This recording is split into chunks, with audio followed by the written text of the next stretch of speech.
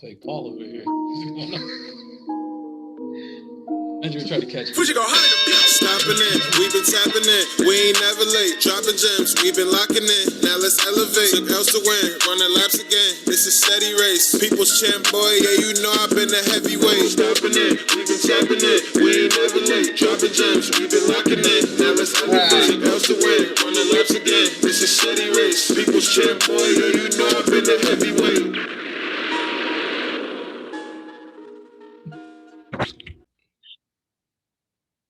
Welcome back. What's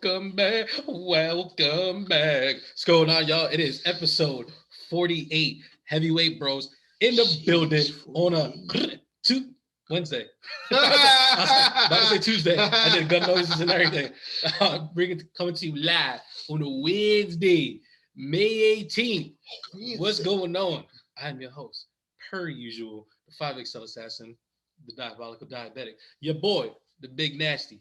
To my right, the high yellow hitman, the COVID commander, Coach Bob, my little dumpling, my man Uncle Raisin. What's going on, man? How you doing? I won't say 100%. I'll say 98. I still got this little raspy Jadakiss thing going on here. Even no. It might actually work now, right? Yeah, I know you want to. I do, but it's gonna be terrible. I'm gonna throw that joint right in there next to yours. Exactly. The thing is, like, you always let me do everything to like look foolish in the background, like, oh man, that was terrible. I'm never gonna do mine though. Yogi, I don't think the Rangers gonna like that. No, Yogi. But nah, yeah, man, I'm doing good, man. What about you? I don't know, man. Like, I feel like I'm like agitated. Like, I don't know what the word. Talk about it. I don't know what the word is, but we got a short pod today, so if you need to go off on a tangent, this is the time. I don't have a tangent, but it's like, you know how like you're just like uncomfortable, where it's like you're just like annoyed. And I thought like, I said sorry. I thought like before coming here, like I hopped in the shower, I was like, I hop out the shower and I'll be good. And I was like, I feel like it was worse. Like I was annoyed in the shower. Then I was like, wow, I just took an annoyed shower. So now I'm even more annoyed. Who hurt you? Dirty. No. I don't know what it is. It's just like, it's a feeling. Sometimes you get a feeling. Don't please don't touch me. That made me more annoyed. Yeah, it did. I feel like it really did. Have you seen Monica? Is this one of them days? Nah, but I think I'll put it on the track. When I do the Spotify, I think I'll just put that track on there. So, you know what I mean? There you go. I got you. Yeah. Well, that's I'll go with some Kendrick for you. The new drum. He'd be like, get out the way. Pew. You're coming out my way like here. I got you. Well, it's pod time. Yeah, man. Yeah, so pod time, you know. Itty bitty pop. There you go. Biggest thing in my itty bitty pop. We got a few things on the docket. It'd be a little shorter episode, but it'd give you a little something to decompress. I was surprised how much we didn't have.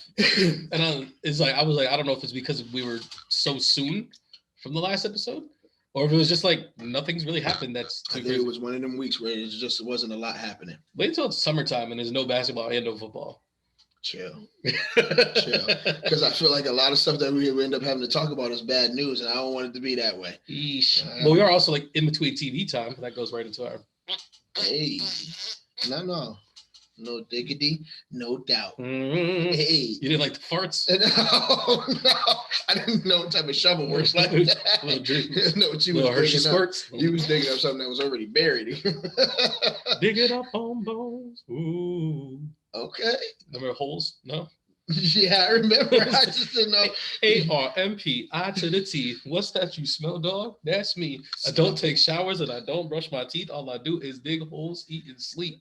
That's what man armpit. Yeah? Stop it. All right, so I know we already did the Kendrick review. Yes. But in the Kendrick review, we didn't get a chance to get to the Heart Part 5. Which got immediately regretted as soon as we were done. I was like, man, we never got to talk about it. I completely agree. I think we dropped the ball on that one.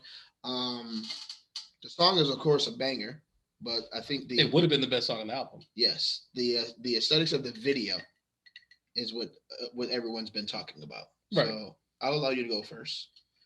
Oh man, I don't know why, because like I didn't really have much. I thought it was incredible, and it was like like everybody. So before you start, I'll go through the faces because there were some face changes. Yeah.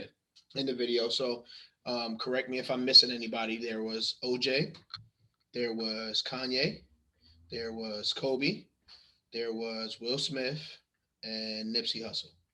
That's who I can remember. Oh, and Juicy Smollett. He did do that. Yep. Jesse. Yeah. So I'm mad you called him Juicy, like the Dave Chappelle joke. That is French actor Juicy Smollett. Yeah, listen. After Chappelle dropped that bomb, that was his name from here on out, henceforth and forevermore. Yeah. But yeah, I like I said, the song was over, and I'll throw it right back to you because I know you was getting started. I thought the song was already super impactful, but like the layers of the face changes that he had in contrast to the bars that he was displaying at that time was definitely fire. I feel like there, of course, more of a super connection in the Nipsey part than there were some of the other parts. Easily the best part. Yeah, definitely, of course, and even Lauren London co-signed that it was like appreciative. You know what I mean? So I think he did it the right way, and you could tell he clearly wasn't doing it to like sell the music or to clout chase or nothing like that. He was generally paying homage. And for me, the other facial changes was more along the lines of collectively what I was saying before of him saying like these are the things that we have accepted as quote unquote part of the culture. Like this is the things that we are expecting to be doing. Like we don't want other people to expect us to do stuff in the forms of these people in their worst situations, I guess. But like it's okay for us to be like, yeah, that's just us being us. You know what I mean? So why should we accept it? But we don't want nobody else to. But that's just some of what I gathered from it. That's some of what you gathered. Like what the hell was that? Like my I'm bad. not supposed to follow that. My bad. Like I think you kind of nailed everything. So it's like I mean, talk about the whole album and everything. We just talk about like I think the main word that comes out is just art. Mm-hmm. And it was just like it seemed super impactful. And like I watched it for the first time with the music video, which is probably the best way to do it because the music video really like does what art is supposed to do and it amplifies the music. Because it's like I do think that it's like what 4.5 minutes. Mm-hmm. Like it could be, it's pretty heavy. So it's like I can definitely see like tuning out like midway through stuff like that. But like the video gives it like the extra coup de grace, that's what I say, where it's just like you're like, yo, right. Like this was like he put his foot in it. And it's like when you said that he got the cosign from Lauren London, I was like, is there any artist that if they asked you for something, especially like a dead spouse or a family member, and they asked you for like their blessing to clear something, like is there anybody that you trust more than Kendrick to do like the job that needs to be done? Right. Like, right. You know, because like I'm looking at all these faces and stuff like that, and I'm like, yo, as hard as it is to clear samples, I was like, I can only imagine how hard it is to clear this portion of it. And then I was just like, who's really telling Kendrick no? Like right. That's what I was thinking about, like when I was watching it. And I was like, he seems like he cares, and like that's the main part of it. So like definitely. And I feel like this could have been a video where he did too much, but he went less is more. Of course, there's a lot of the face changes, but there's not like a bunch of scene changes. There's no bunch of background stuff. It's just literally him, white tee, afro out, and then you have the face changes, him bopping to the music, spitting the bars off. So it keeps you more in tune to listen and still pay attention because it's not too much going on to where you feel like you got to go through the song 10 times to see where he's the message he's trying to get out. It's pretty surface level. Yeah, like they don't have to dig too much. Right. People were though. On Twitter, they were watching like they were like that deep guy. People were like, I don't think you guys understand like the level of Kendrick. Like he's on the left side of the thing, which is where the heart is, and it's like he's holding up all this. And it's like, all right, bro, like bopping like a heartbeat. Right. Yeah. Like they literally did say that. I know. And they were talking about like all the hands and like what all the hands meant, and I was just like, yo, listen, like, shut up. Like you guys make me not like Kendrick stuff because you guys are doing too much. Like. I get it. You really like the music. Like, I get it. That's like you make a burger and give it to somebody and they eat it. Oh, shoot. What's in this burger? Adobo? I'm glad that's what's in your burgers. Let me just point that out first. It's like, come on, man. Like, but nah, I enjoyed it. It's definitely on my docket. I've been running through it. You know what it really reminds me of? What? Remember when Jordan Peele when Get Out came out, and like everybody was trying to look for all the meanings and all the type of stuff, and then it was like Jordan Peele's watching it, and they're like, yeah, see, like she eats her milk and her cereal separate because it's like segregation, and she keeps everything separate. And they asked Jordan Peele, he was just like, I was just trying to get her to do some weird stuff. He's like, I guess that sounds cool too. It's like, yeah, that's what people are doing. It's like you're reading like a little bit too much into it. It's like, all right, it's like tone it down. It's just to be the one to be like, I'm super locked into the message. Like, no, you made a message. Because that's the thing too, is like when someone asks you about something and it'd be like, oh yeah, I liked it. Be like, but did you get it though? Did you get it? It's like, did I get it, or did you get something that you want to share with me? Yeah, like, just tell me what it is. Just tell me. Like, just tell me. So I can tell you how much I don't care. We can bypass it. Like, yeah. Like, oh man, like that's really cool. Can't wait to never hang out with this person again. Like, Thank you. You are the worst. Thank you. Appreciate it. All right. Well, that's all we have for music. I mean, yeah, you didn't want to talk about Freddie Gibbs getting dinged up. Oh yes, bring it up. Like, I don't know where he was. My bad. Yes. I don't actually know a lot of details of it either, but just like very briefly. So he's beefing with Benny the Butcher's squad. And Benny the Butcher, like 20 people just like hopped on him. Where was he at though? Was he like in Buffalo? He must have been. I honestly don't know. Right. But it's like, I know we saw the video, and it's like, you know, they're just like ragging him. Hands, feet. But he walked out of there. He did. He did not get his chain taken like the way that they said he did. He actually got it like repaired and like refreshed and still performed in the city. So it's like, what type of L did you really take? He didn't get knocked out after getting all types of. He had some type of bodyguard with him too that was holding him down. The bodyguard took off at one point in time. No, there was some big dude who was kind of throwing, and then somebody hit him, and he was kind of like, "Am I still here?" He was like, "We're not standing. I'm not strong." He was like, "We're Freddie. Freddie." I didn't know he had a green shirt on, but I'm seeing green everywhere. You know what I mean? So. But I think it was like there seemed like there was another dude that hopped out. It was just like, yeah, I'm not with it or something like that. But I mean, Freddie Gibbs was like what? 40, I didn't know 40 that years old. I didn't know that he got the chain repaired and still performed and still got the bag and then got up out of there. Yes, sir. I mean, what can you say? They'd be like, oh yeah, we beat him down, but it's like it's 20 of y'all. Like what type of W? I don't understand. I'm not Batman. What I see it like what type of W was I supposed to get? I'm just saying if y'all all came at me, you came 20 and y'all all came one at a time. And by the time I got to the fourth person, right. But like Spartacus. Like how often do you expect somebody to win with 20 dudes jumping on you? I don't know, but that's today's age though, where they're just like, oh, like this person got their ass beat, and it's like there was 9 of you. Like, yeah, like you should have won this fight. Like that's not like how fights work, right? Unless you're like the baby, where apparently you're just like killing people. And it's not. And I got to keep it all real, like you said, it's 20 of y'all. I still have my chain. I still perform, and I did not get slept. I didn't get slept, and apparently there's nothing on his face either. I walked out. I walked out. Sounds me like y'all pussy.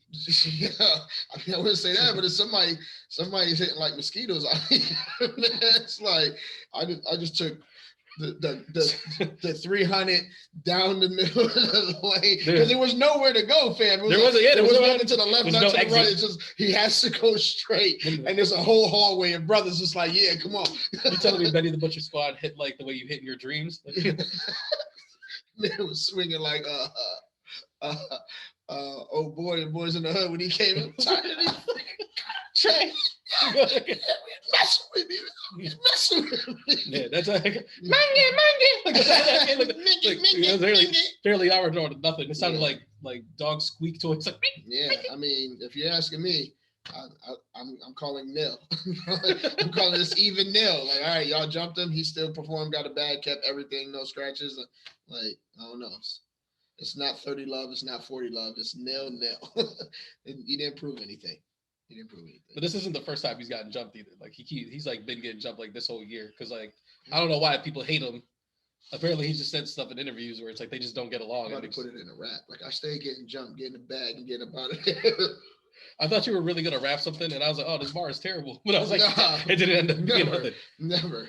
But yeah, that's all. If That's I did all. That would be a quick turnaround.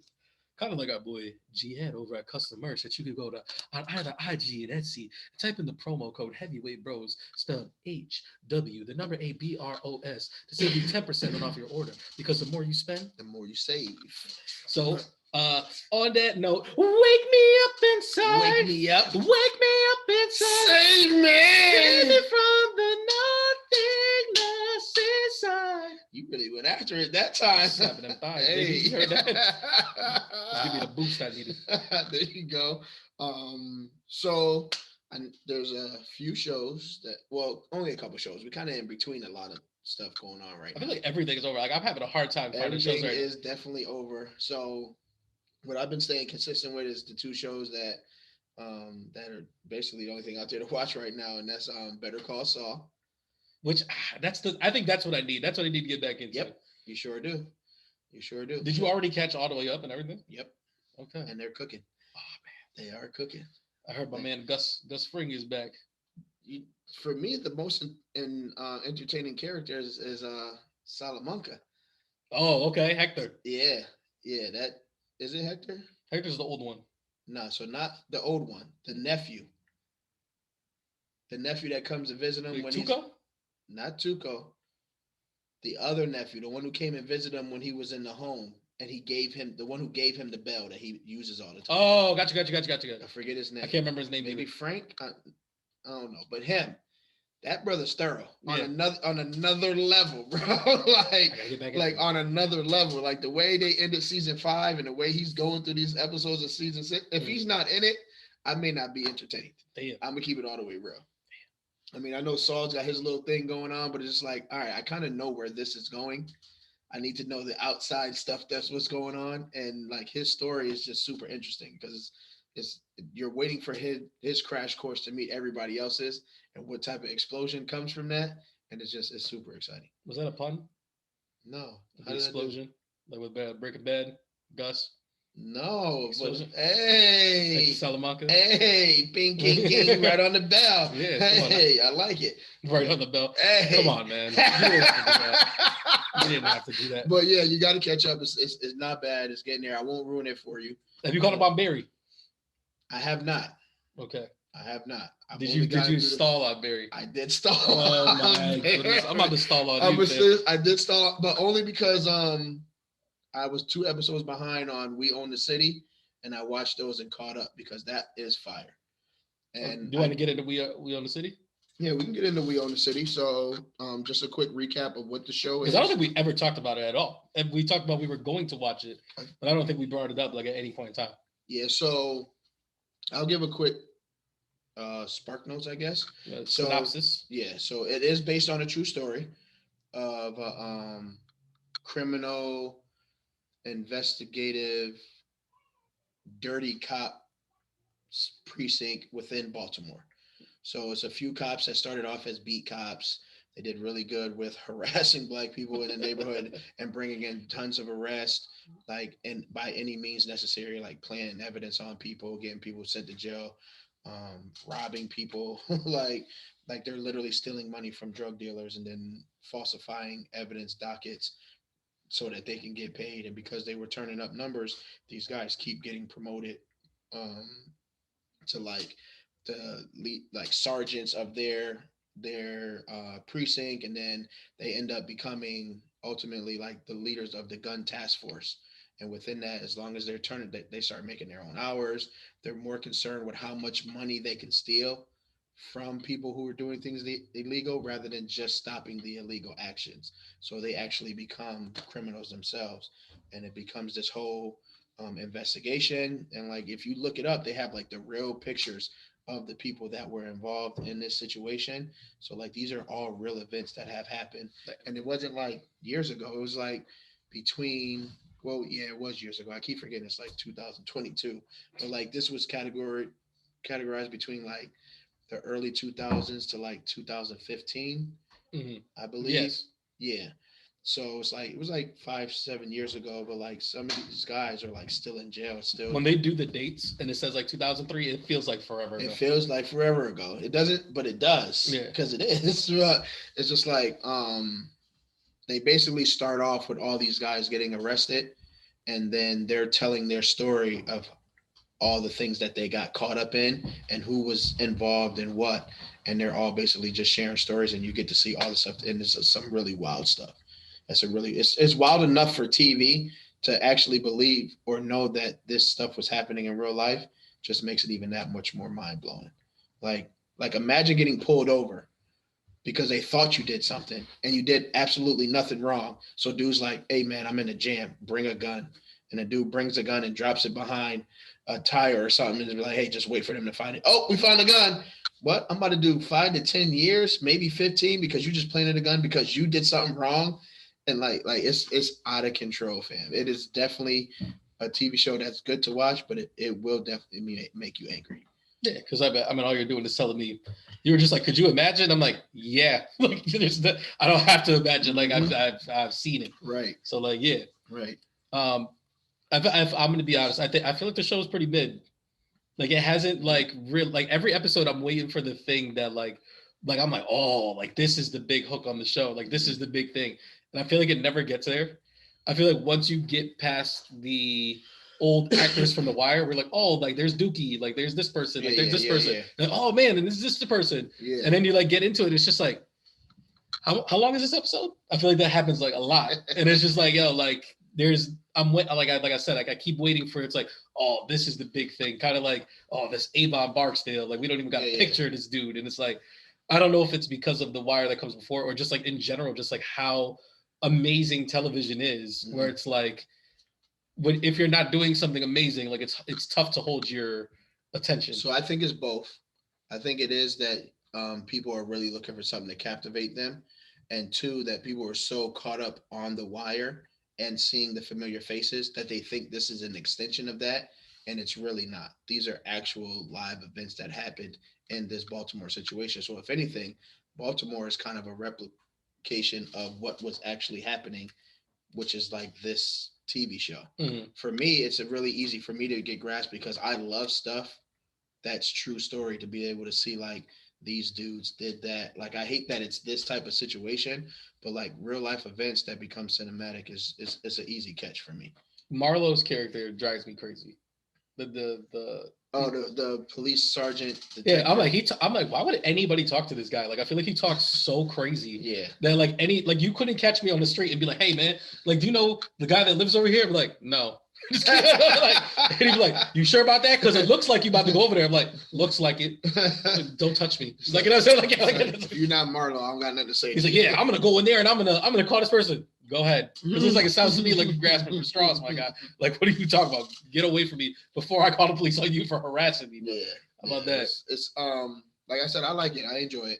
I think the realistic aspect of it being a true story, like I said, it's easy for me. But I can see where you're saying where people were trying to make the connection to something else that was joyful for them and entertaining, and hoping that this is something like that.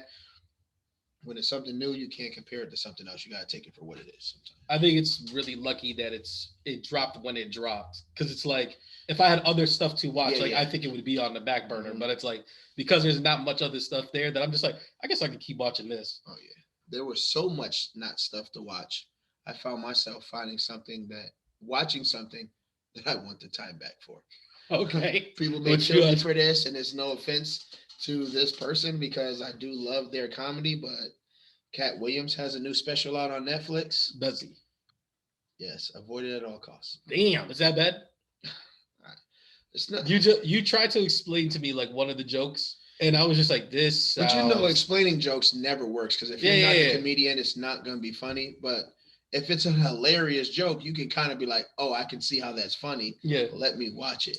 And that's not what I felt when you told me the joke. Right, I was like, oh, right. I would say I wish I didn't hear that. And you were like, that was one of the better jokes. Right. I feel like I got like maybe like 20, 25 minutes into the show, and I fell asleep. It's not a good look. Yeah. And comedy, like when I'm tired, comedy will keep me up. This joint did not keep me up. Like I kept waiting. And it's kind of a lot of what I just said about the whole, like The Wire and wanting things to be like that. Like Katt Williams has so many iconic stand-ups that were hilarious, and you're looking for that type of Katt. But that's not the Katt that you're getting. Like he's in a different headspace. So many things that's happened, and you're right. He's a different Katt. Good job. I'm mad that I did that. I am too. But he's in such a different headspace. So many things have happened. So many things have happened since the last time that he was like on the stage. Like I know that like he's got this whole like political thing, and he's got this peace of mind thing going on where he's dropping bars on people. But I just feel like it was so much of that the comedy really didn't land. So for me, I told myself I was gonna try to watch because I think it's like an hour and 20 minutes or something like that. It's a lot. I told myself I was gonna maybe like in a fresher mind try to watch the back half of it and see what happens, but I'm not. You're not about to watch a damn thing, bro. You are a liar. You are not picking that back up. I'm not. I'm not. Sorry, Katt, man. Sorry, Katt. I'm glad you were being truthful to yourself. Yeah, I mean, it is what it is. And last but not least, I was gonna say Marvel dropped the new trailer for the new Disney Plus show. You had this one. I know you want to. Do I need to lean over a little bit? No, like I was gonna say, like I sent you the trailer because they dropped the trailer for the new She-Hulk show. They got She-Hulk Attorney at Law. What'd you think? I sent it to you. What'd you think? Go ahead. What do you mean? Why is it when I set you up for something like you don't want to do it, but then like, all right, I got you. So the first trailer I ever seen for this joint was terrible. It was horrendous. This one was not terrible, but it was trash. I don't know what they're doing with this show. And then you randomly have the Bruce Banner sighting in his joint. Like, I don't know why he signed on for that. Or maybe he didn't. They was like, that's fine. We'll CGI you in. We got enough voiceovers to get you in here.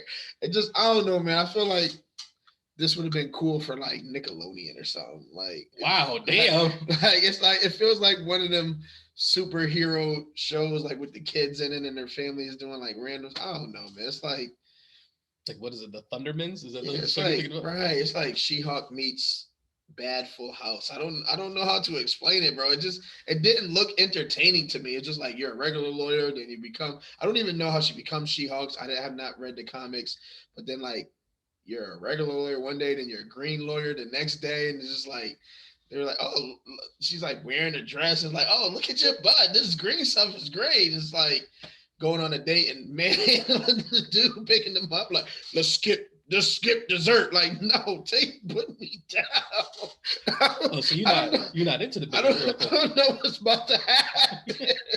Like, come on, about man. To tear that man's wig off. What you mean you don't know what's about to happen? Listen.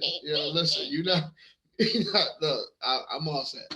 I am probably not going to watch this show. You gotta watch it. Like we watch all the Marvel shows. Like you gotta watch it. All right, I'll give it 2 episodes. Why 2? You gotta. The rule is always 3 episodes. I'll give it 3 episodes. Cause like I'm gonna watch like the whole thing, but that joint look butt cheeks. But like that trailer look crazy.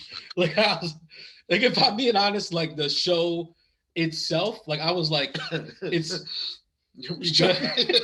Like the trailer is so distracting because the CGI is so poorly rendered in it that it's hard to pay attention to anything else that's going on in it at all. But like She-Hulk, her comics in general are usually like a more comedic in tone stuff. Like it's like, and she can do like the Deadpool thing where like she speaks, she breaks the fourth wall. Like she'll speak directly to like the writer and stuff like that, like in her comics. Mm-hmm. I thought it was supposed to be kind of like, do you remember the show Harvey Birdman? Where it was like Birdman, like at law, and it was like they would have like other Hanna-Barbera cartoons characters come in. It was like an Adult Swim show. It's might have been past your time, but it was. I thought it was gonna be. You wasn't watching Adult Swim when I was watching Adult Swim, bro. Father time. What you know about Inuyasha? I don't know nothing about that. Okay. You know about home movies. Okay. I don't know nothing about that. That's what I'm saying. He wasn't with me shooting in the gym. Okay. Okay.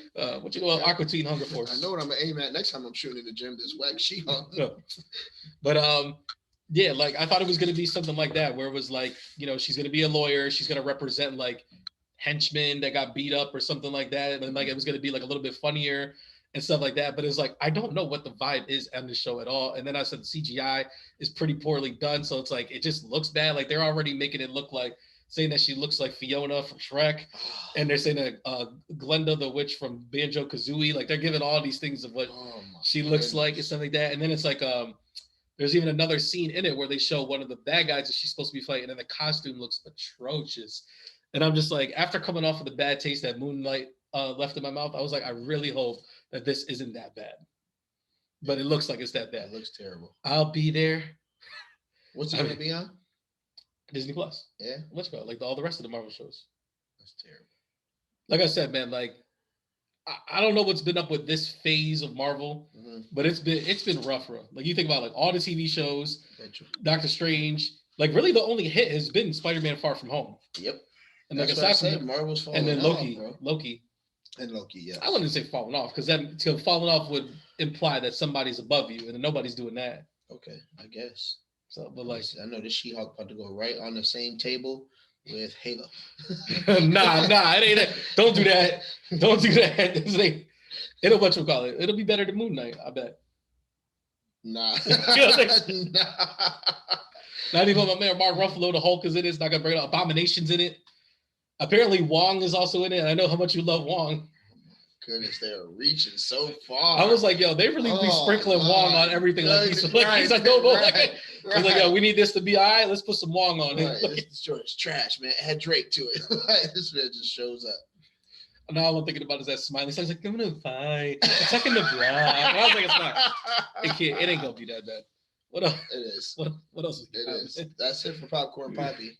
Oh, we don't even got a Popcorn Poppy. I mean, for Insomnia, you don't have a Popcorn Poppy. No movies came out. Because this weekend, I believe, is like Men, which is like, I might see that. Yep. And then it's like Downtown Abbey. I'm definitely not seeing that. But I know in the next week, you got Top Gun, which I'm waiting for. And it's going to be fire. And then Jurassic Park, which I'm waiting for. Jurassic Park. So I'll be there for those. I'll definitely go rock with you for both of those. Yeah, just like you rock with me for Doctor Strange, right? I'm glad I did it.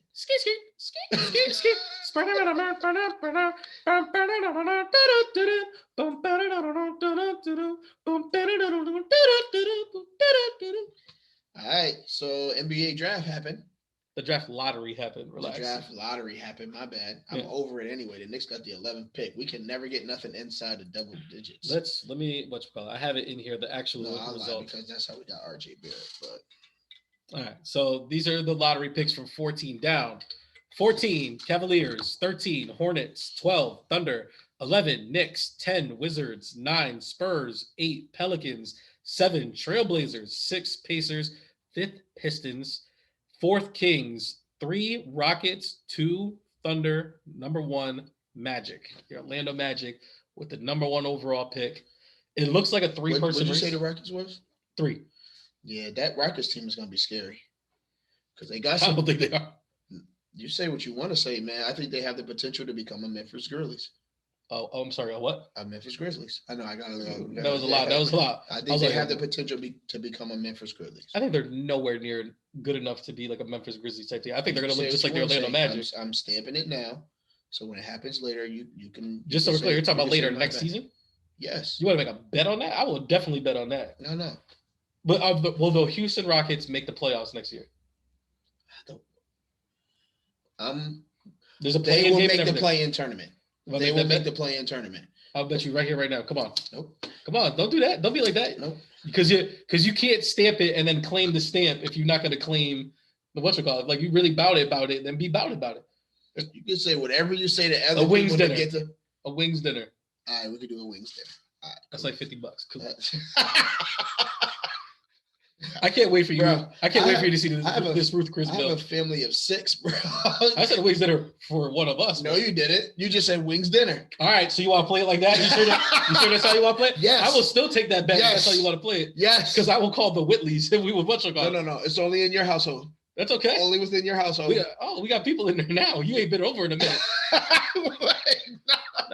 You ain't been over in a grip, bro. I know of 3 people. That's what you mean. The person whose name is on the lease is on there too. Don't forget about that. No, I ain't trying to hear on it. Then we gotta come and collect our portion. All right. 6 people were. There's more than that. So more than that. The only reason I say that is because I like the way their young squad looks now. Maybe 5 people on that Rockets team right now. You got the Kid Green. You got keep hitting me. Kevin Martin's son, Kenny Martin's son. Kenny Martin Jr. Yep. And that's where I'm gonna stop at. Like, that's Memphis Grizzlies worthy. That's not John Morant. That's not Triple J. That's not Dylan Brooks. What I'm saying, you didn't let me get to it though. What I'm saying is they could potentially find their superstar in these top 5 guys. I don't think there's 5 guys. Really? Yeah. Okay, so old boy from Auburn. Justice Smith, Jabari Smith. Yep. You got 2 kids in Duke. Paulo Ranchero. And Griffin. Okay. I like Griffin. If you like him like that, I guess. You got Chet. Chet Holmgren is probably going number 1, for being honest. Okay, so that's 4 right there. Mm-hmm. So if we're talking about those 4, you telling me none of those guys can go to the Rockets and be the guy? I don't think so. Banchero, no. No, because then he's playing behind Christian Wood and Sengun. He's and not going to play behind anybody. He's going to start, bro.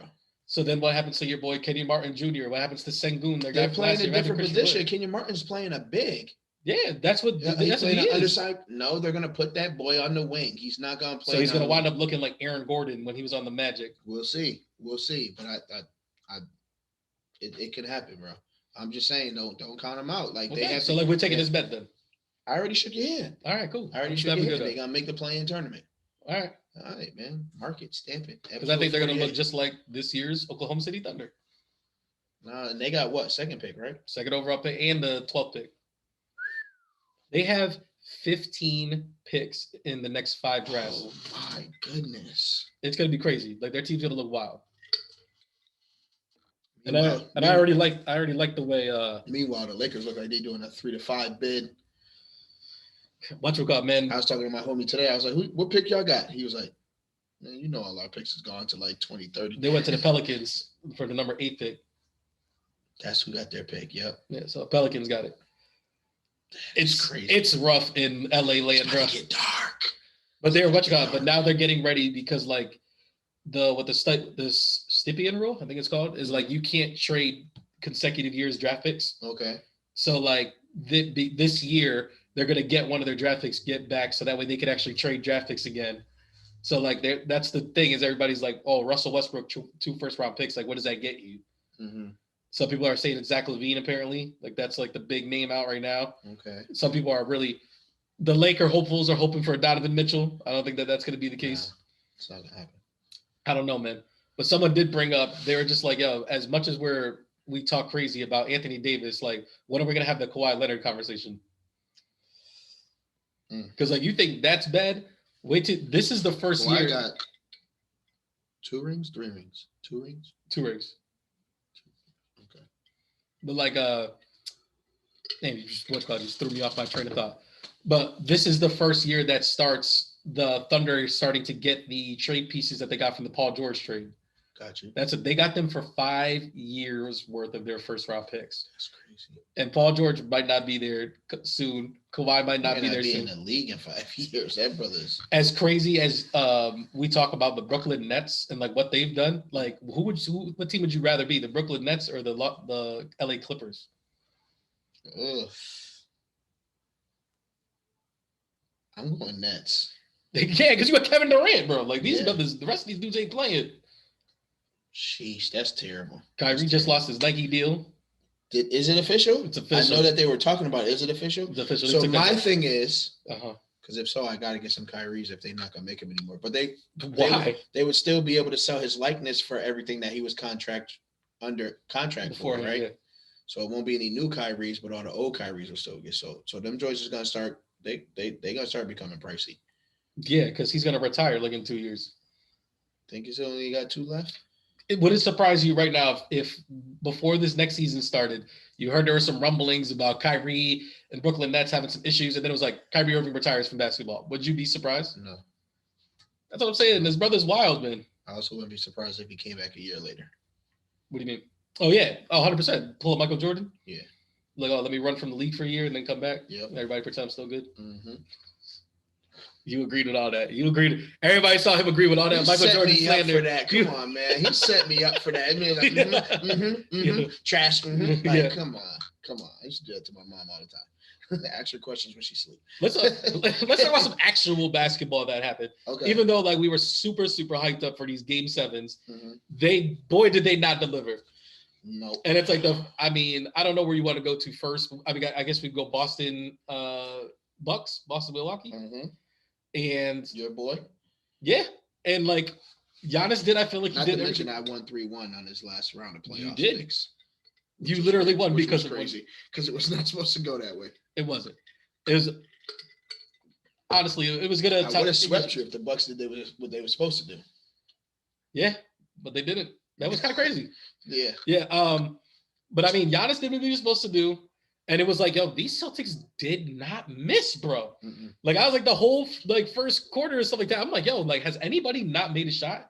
Like in this point in time, and Grant Williams is dropping 7 threes. Peyton Pritchard is coming back to life, and he's banging like 4 or 5 threes. They did a whole lot of missing last night.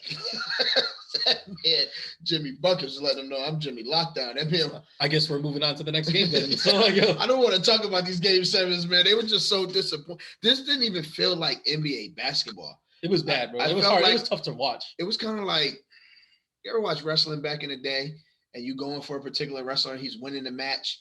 They go to commercial, you come back, now he's losing the match. It's like, what is happening right now? This makes no sense. That's what I felt like watching this game. Like, I don't like it. It didn't even. I don't even want to talk about it. Like, There was a point in time though where I was like, oh, like this CP3 is has to retire without a ring. all right, but damn, man, you just jumping all over the damn My place. bad, Like, I'm sorry. relax, Go ahead. yo. My Like, bad. I'm sorry. This is how this game 7's got me feeling. Go ahead. My Jesus bad. Christ. I'm sorry. But like, there was a point in time like where the Bucks were making like a little run, and I was like, oh, here's the run, because like that's kind of like how NBA basketball happened now, where it's like, oh, here's 18-point lead, and it's like it's gonna get cut to 4, Right. and then like all of a sudden it's a game again. Right. And it was like something started to happen, and then it was like, nah, like they're like Grant Williams is just like, I'm here, and I'm just like, I'm taking your hearts out. I'm like, what is it? Williams. Grant Williams. Grant Williams. The brother had, you know, what, 27? 27 points. It was gross. Grant Williams. So then we move on to game 1 Mhm. of the Eastern Conference Finals, where you know they meet the Miami Heat there, and they were up 6 at halftime. Man, Jimmy Butler put the seatbelt on Jason Tatum, man. Jesus, I was like, I gotta stop talking because like whatever this thing is, he's gonna want to get this horrible seatbelt joke off. But like, yo, a 39-point third quarter. Yes. It was crazy. It was crazy. Can I still say like I feel like everybody kind of went crazy. I still don't think Jimmy Butler's that guy. Oh my goodness. He's not that guy, bro. Go ahead and talk about it. Like that's the thing is like he'll have like a game or two like this in a playoff series, and then everybody be like, yeah, this is why Jimmy Butler's top 12 in the league. No, he's always playoff ready. No, he's not. That's my point. His numbers have been consistent. If he was always playoff ready, then they would have beaten Kawhi Leonard in the when they played him then. If he was always playoff ready, the Bulls wouldn't have been getting swept like all the time when he was on there. He just recently has become this guy where he has a couple good games every once in a blue moon. Okay. That's like my thing is like, I feel like there's a couple guys that are like that, and Jimmy Butler is one of those guys where it's like he does not good for like a really really long time, and then he has that game, and everybody goes, yo, but like that's the type of guy that he is, and it's like no, the other guy is who he is because he's the other guy all the time. Where Tyler Hero and the rest of these guys are carrying him, and Bam Adebayo is carrying him, but then he drops 39. 40 burger on their head. Put a 40 burger on him, or then he does the triple double in the finals, Mm-hmm. where it's everybody's like, yeah, see, Jimmy Butler does a triple double. It's like, yeah, they lost 4-1 because his brother was getting smidoked the rest of these games when Contavious Caldwell Pope was making him look crazy. That's all I'm saying. I'm letting you have your You look moment, like you got something. Hop in there. man. Nah, Defend your boy Jimmy Butler. He's not my boy. I'm letting you have it. I'm letting you get your stuff off, man. I still don't think he's that guy. no rest Jimmy Butler, and I don't think the Celtics are out of it because they were missing 2 key players last night. They're missing 2 key players, and they just played 2 days ago in a game 7 against Giannis. I mean, that's their fault. They should have done what they're supposed to do. That's their fault. They were down 3-2. All right. I mean, against the best player in the league. If you want to rest, you got to close out. If you don't want to rest, then you let your series go to 7 games. That's the bottom line. The reason he got the rest because they did what they needed to do. To go back to the Bucks game real quick. Okay. I remember that I told you Mm-hmm. that the Bucks should have been the number 2 seed. Mm-hmm. And they went, and I felt like they were ducking that Brooklyn game. Mm-hmm. And because they ducked that Brooklyn game, they ended up the 3rd seed. And then they ended up losing the way that they did because they went to Boston for a game 7. Because that's the reason why you don't lose home court advantage. Because you want to know what home court advantage brings you? That's when your role players come out. That's why Grant Williams is alive. That's why Peyton Pritchard is alive. Look at this man over here breaking down. That's why Aaron Nesmith is coming out doing stuff. Like this is why you don't play around like when it comes to the seedings and stuff like that. And people talk about, regular season doesn't matter. You want to know why it matters? Because your seeding matter, and your seedings matter because that's your home court advantage, and home court advantage is everything in the playoffs. Which is why when people do the whole Mickey Mouse thing, Mickey Mouse ring with the Lakers and stuff like that, I'm like, bro, they had no home court advantage. Like there was no home court for anybody in there. It's the most even keel you could have been for a championship. But like, I don't want to get on this because then everybody's gonna be like, oh, you on the LeBron hoe train, you LeBron transsexual, like all this other stuff or whatever. But it's just like, no, that stuff matters. And it's like, I think it's gonna matter in the Celtics series too, because like now you gotta go back to Miami for game 7 when you eventually go to game 7. So you're saying it's going to game 7? If it gets there. I still think Boston win. I chose Boston to win the series when we made our picks. Yeah. I just think it was the hangover game. I was thinking Miami in 6. The only reason I say that is because I don't know how well Marcus Smart will do with trying to shut down Jimmy Butler. And I don't know how much Tatum can perform with a premier defender on him. So Jimmy Butler's a premier defender. Yes. So what I'm saying is like you're treating Jimmy Butler right now like he is Kawhi Leonard. Like he's gonna lock down your superstar and he's gonna give you like 30 points per game. He just did that. No, he did that for game 1. What I'm saying is like, and that's what I'm saying is Jimmy Butler can do that once or twice. Okay. So what I'm saying is he does it twice. That's 2 games. When he's doing it without the defensive player of the year guarding him and giving him a hard time, because now you're going to be trying to score these struggle baskets, and you're going to be trying to check Jason Tatum and like all this other stuff. It's like I don't think he's that guy. That's what I'm saying. Is like I don't feel think like we're saying the same thing. We're just presenting it differently.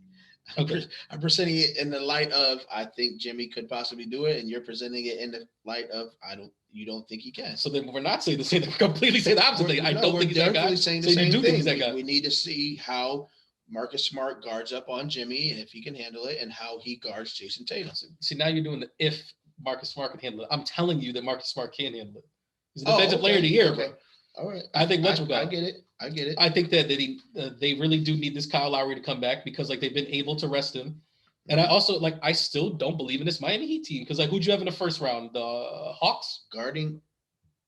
Yeah, the Hawks in the first round, and then last round they had the injured 76ers. Yeah. Meanwhile, the Celtics had the Brooklyn Nets, and now they have an ailing Celtics. Like Marcus Smart has an ankle injury, bro. Yeah. Like I know he's a tough kid and he's got to come back, but that's a lot to he makes a lot of premier defensive plays. And he's all that player of the year. All that lateral movement is going to take a toll on that injury that we know is not 100%. So it may not be 100% of Marcus Smart's defense. You understand what I'm saying? So Jimmy he's still going to give Jimmy fits, but like how often are those fits going to come? What is his minutes going to look like? How are they going to switch off defenders? Like what I do know about Marcus Smart playing defense is that he becomes so much of an anchor that it forces other guys to play better defensively. So if they can give him breaks off of Jimmy Butler and Jason Tatum can step up and play D on Jimmy the way he did on KD, then it will definitely help. But if not, you're also missing another key piece from there as well, though. Like not only did Marcus Smart not play, Al Horford has. Yeah, I was going to get to that. Horford has been. I was going to get to that because I don't think that there's anybody on Miami that can guard Al Horford, and I only say that because he's going to pull Bam away from the rim. Now you got to close out on this shot. And if not, I'm going to put it on the floor, may possibly get you in foul trouble. And even if I am missing this shot, I'm taking you away from the rim. More likely for us to get offensive rebounds and put back from the Time Lord, or what's the other boy's name? The white dude. Paper? No, the tall white dude. The big man. The white big man? Yeah. On the Celtics? Yeah. Oh, Tice. There you go. I was like, yeah, what? I was like, wow. For some reason, I was like, Chet Holmgren. Yeah, so I don't really like seeing big men shoot threes like that and playing away from the basket. But if it works in the onset of it being a scheme to make sure that he can get a shot that he may make, and if not, we're going to get an offensive rebound and a putback, then it works in the grand scheme of things. So I think Al Horford and Marcus Smart coming back, depending on if they come back together. We don't know what the timetable is yet. At least I don't know what the timetable is. I know Al Horford is in safety protocol, so I don't know if that means COVID or if he was just under the weather, but he may not even play game 2. Their next game is tomorrow night. If I'm not mistaken. That's what I'm saying. So I was looking at the tickets for Saturday. So if it is COVID, he would not be able to play this game. Yeah. If it's just a common cold, he just may not be 100%. And if he does play, it may be lackluster. Yeah. So all that stuff matters. I still think that 60% Al Horford is better than 100% Daniel Tice. Of course. Of course. 40% Marcus Smart is better than 100% Aaron Nesmith. Yeah, I was telling one of my little homies the other day, I was like, they won by 11. That's what I was getting ready to say. So you got to think, if Marcus Smart plays and he gives you 7 points, and then Al Horford plays and he gives you 7 points. That's 121 to 118. And then you have to consider the little small stuff like offensive rebound or Marcus Smart defensive play takes away some of Jimmy's 40. Maybe they only end up with 115 instead of 118. Maybe the Celtics win by 5 or 6 points. Yeah. All that stuff matters in the small inches of the game, but that's all what ifs. We have to see what these guys look like when they come back. I still believe in the Celtics. That's all I'm really getting at. I think it was, I don't want to say it was an aberration. I want the Celtics to lose. I don't think it's an aberration. I think that, it is, it's the hangover game, which that happens all the time. Whenever the team goes to the 7th game, they always come out lame duck in the next game. Mm-hmm. And that's what I thought that was. Mm-hmm. But like we spent enough time on this game and stuff like that, and these two teams.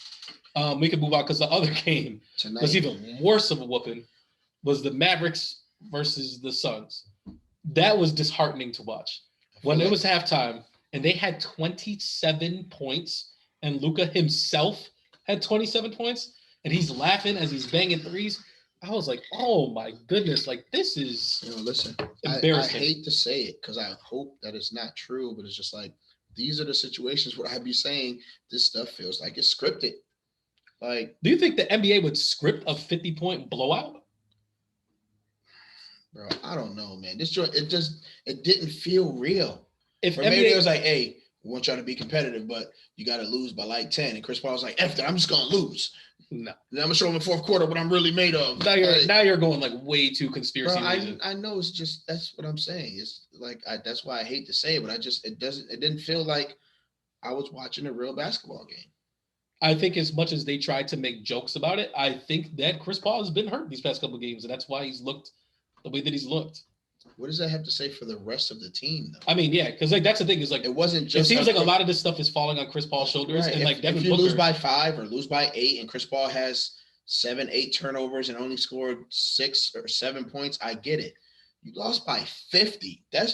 That 50 ain't on Chris Paul, so he was supposed to drop 60, have 20 assists and 38 rebounds, and then that's why y'all would have won the game. It wasn't a Chris Paul thing. It was a Phoenix Sun thing. I felt so bad for Monty Williams because I'm looking at his face. It's almost like, bro, I went to a restaurant, I ordered a steak, and you brought me out chicken tenders. Like, it doesn't even look like what I ordered. Never mind. Still sounds delicious. It would be like if you went there and ordered the filet mignon and they brought you dog food. Right. It's like, I don't know, man. Because if you brought me chicken tenders, I'm still going to eat them, but I'm not paying for the steak.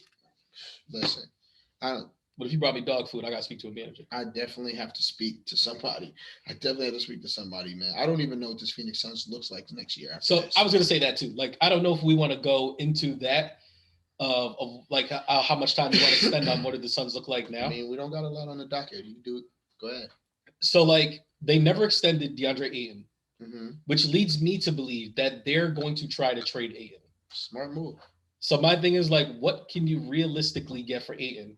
And this is something that I had drawn up in my head. You buy low, sell high, and I think they're past the opportunity of selling high. You're the Minnesota Timberwolves, and you're whatchamacallit.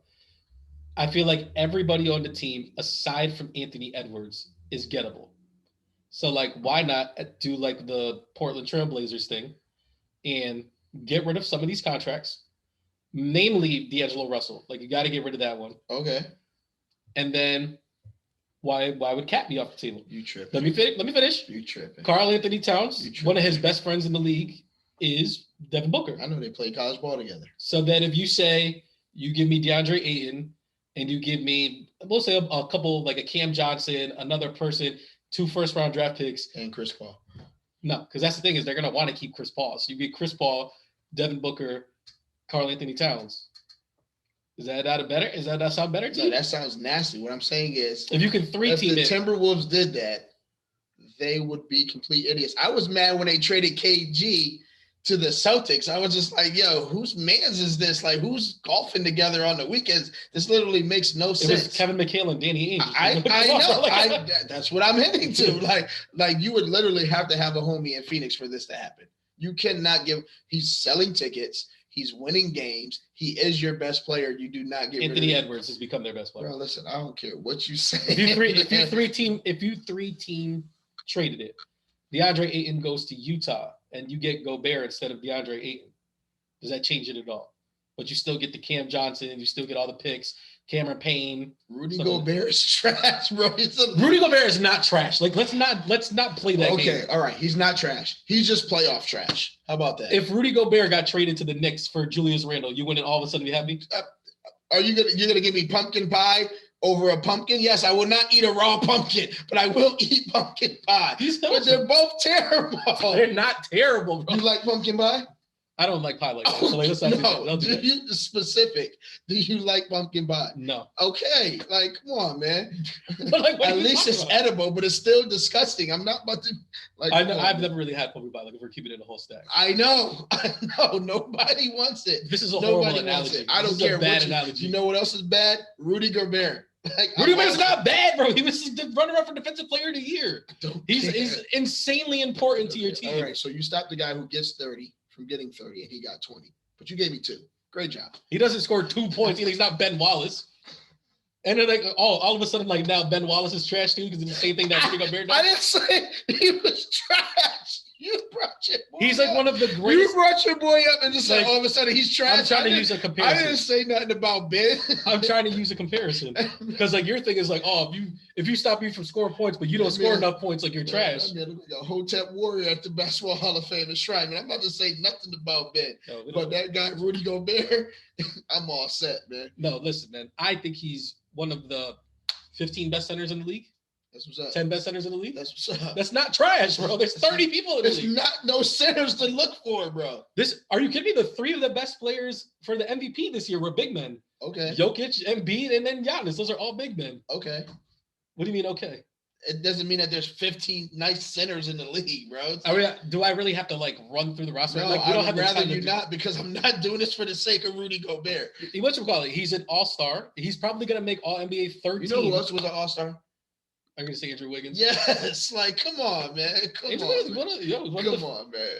Come on, man. Don't be trying to cape for this man when you know. No, don't cape for this man just to make your point. Andrew Wiggins is in the Western Conference Finals, bro. I'm not trying to hear that, man. He's one of the premier defenders. And John Sally has 6 rings. I'm not trying to hear none of that nonsense. What's wrong with Josh Sally? We disrespected Josh Sally, and he does not got 6 rings. He's close. He's got close. He's got like same amount as Dennis Rodman. 5. Okay. It's not 6. And Josh Sally's not trash neither. Okay. Now you're comparing like grapes to apples. Like it's not even the same, or apples to oranges, as people like to do. No, you were saying this man's in the Western Conference Finals. I'm just saying there's a lot of people who goes to the finals with other people. It doesn't mean he's a starter though. John Sally wasn't a starter. Okay. And he was an all-star. What you call it? He had them. Andrew Wiggins still starts? Yes. So Jordan Poole, Clay, and Steph? Jordan Poole doesn't start. Oh, okay. We'll see how long that lasts. Okay. Regardless of the fact. You did this. I didn't do this. No. Regardless of the fact. You did this. Gobert's not butt cheeks, like as you're trying to make him out to be. Okay. I'm saying that he's an important. You feel some type of way about Jimmy Buckets. I'll let you have your moment. I'll let you get your stuff off. I'm getting my stuff off. Rudy Gobert's trash. No, I do not want him in a Knicks jersey. I'm all set. That man is the Walmart Marcus Camby, man. I'm all set. I'll take a Walmart Marcus Camby any day. Are you kidding me? I'm all set. Marcus Camby was amazing. I know. Walmart version of stuff is like pretty good. I use Walmart's face products. What you call it? They're just pretty solid. Stop it. What is it? Equate? Is that their brand? I'm okay with that. Equate brand. Now, if you said CVS, the Great Value brand. Listen. We off this, man. We off this. All I'm saying is Utah's not gonna look the same anyway. Rudy and Donovan Mitchell, I believe. Right. So if you're Utah and you be like, I could flip Rudy Gobert for DeAndre Ayton. And give up a draft pick and stuff like that. It's we lose the big contract and we go younger and all this other type of stuff. And it's you give that to Minnesota. And it's Minnesota has Gobert and Anthony Davis. At least we know they're going to try on defense. That's what they do. Karl-Anthony Towns don't do that. It's never going to happen, All bro. right. Let's get off of Phoenix in general and let's just talk about the game tonight. Mm-hmm. So Luka winds up torching the Suns, moves on, and now we have Dallas Mavericks versus Phoenix Suns. Mm-hmm. You had the first pick. Dallas Mavericks versus... I'm sorry. You're right.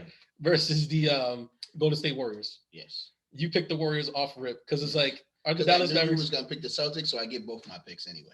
I knew you were going to say some dumb stuff like that, and it's that's not the reason why. Yes, it is. That's exactly the reason why. The reason why is you knew that this was the layup game, because the Mavericks are the layup Because game. if I would have picked the Heat, then you would have picked the Warriors, and then I'm splitting the games. I know I wanted the Warriors. I know I wanted the Heat, so I picked the Warriors. You picked the Celtics. I get both teams that I want.